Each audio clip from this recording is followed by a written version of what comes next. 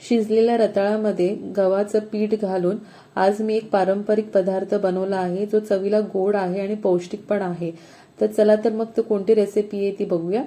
तर त्यासाठी लागणारे साहित्य इथे आपण बघूया। 4 रताळी घेतलेली आहेत मध्यम आकाराची।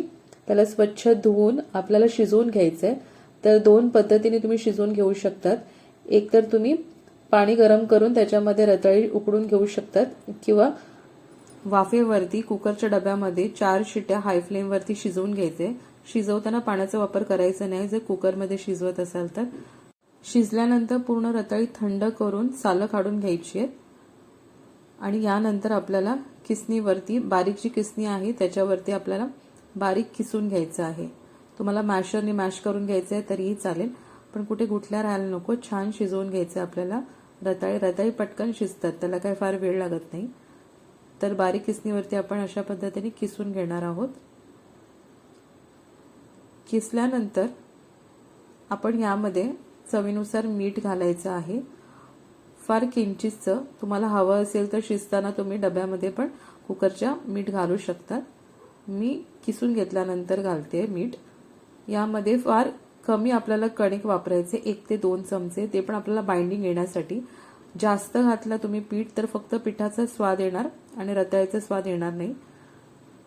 तर छान मुरडून आपल्याला ह्याला मळून घ्यायचंय, कणिक आपण मळतो त्या पद्धतीने। तर मळून घेतल्यानंतर बाजूला ठेवूया आणि सारणाची तयारी करूया। तर सारणासाठी लागणारं साहित्य इथे जाडबुडाच्या कढईमध्ये 1 छोटा चमचा आपल्याला तूप घालायचंय। यावरती 1 नारळाचा कीस, ओला नारळाचा कीस घालायचा आणि 1 मिनिट परतून घ्यायचे आपल्याला। परतवून झाल्यानंतर 1 वाटी आपल्याला गूळ घालायचंय। गुळाची पावडर घातलेली आहे। थोडं गोडवा जास्त असू द्या। 3 ते 4 मिनिटं छान परतवून घ्यायचंय लो फ्लेम वरती आणि सारण तयार करून घ्यायचंय। हवं असल्यास चिमूटभर यात मीठही तुम्ही घालू शकता, त्याने खूप छान स्वाद येतो सारणाला। तर छान असा गोळा तयार झाला मिश्रणाचा। शेवटला आपल्याला यामध्ये वेलची पूड घालायची 1 चमचा।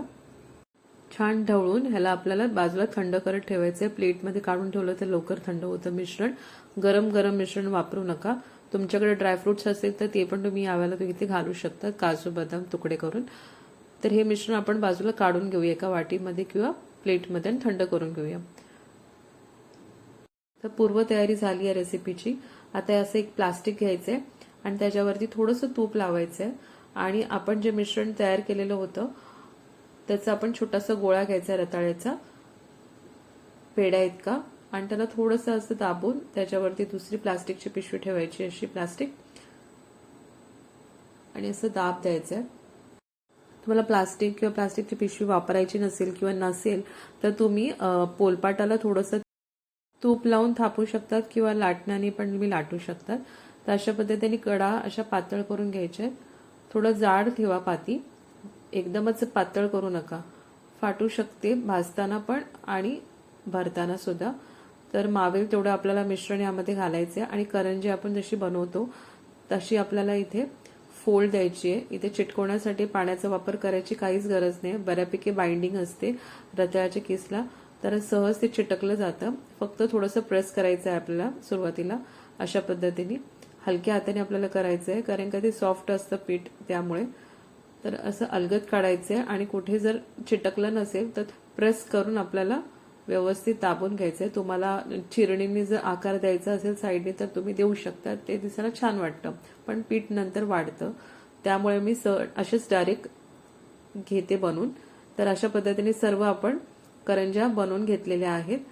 तर आपल्याला हे तळायचे नाहीये तर भाजायचे आहेत, कारण रताळ्याचं पीठ जे आपण तयार केलं आहे ते खूप सॉफ्ट आहे, तळायला गेला तर वितळणार ते। तर आपल्याला इथे तुपाचा वापर करायचा आहे, त्याने स्वाद खूप छान येतोय, तर तुपच वापरा भाजण्यासाठी, तेलाचा वापर करू नका। तर फ्राईंग पॅन वरती अशा पद्धतीने आपल्याला तूप पसरून घ्यायचं आहे आणि एक एक करून आपल्याला या करंज्या यामध्ये ठेवायच्या आहेत। तर लो टू मीडियम फ्लेम वरती आपल्याला हे भाजून घ्यायचंय। 1 ते 2 मिनिटं पुरेसे आहेत मीडियम फ्लेम वरती। एक छान असं गोल्डन रंग आला एका बाजूला की लगेच परतून घ्यायचे, फार काळ फ्राईंग पॅन मध्ये ठेवू नका, या करंज्या खूप सॉफ्ट असतात, त्यामुळे तुम्ही फ्लिप करता तेव्हा तुकडे पडू शकतात. फार काळ फ्राईंग पॅनमध्ये ठेवलं तर अलगद काम करायचं या गोष्टी आहेत. जास्त फ्राईंग पॅनमध्ये गर्दी करू नका, नाहीतर तुम्ही फ्लिप करताना जाम त्रास होतो. त्यामुळे ह्या पात्या थोड्या जाड ठेवायला लागतात. जर पातळ ठेवला ना तर उचलताना तुकडे पडतात ह्या करंज्याच्या. त्यामुळे जर तुकडे पडले तरी त्याचा स्वाद खूप छान लागतो. आणि नक्की करून पहा आणि मला सांगा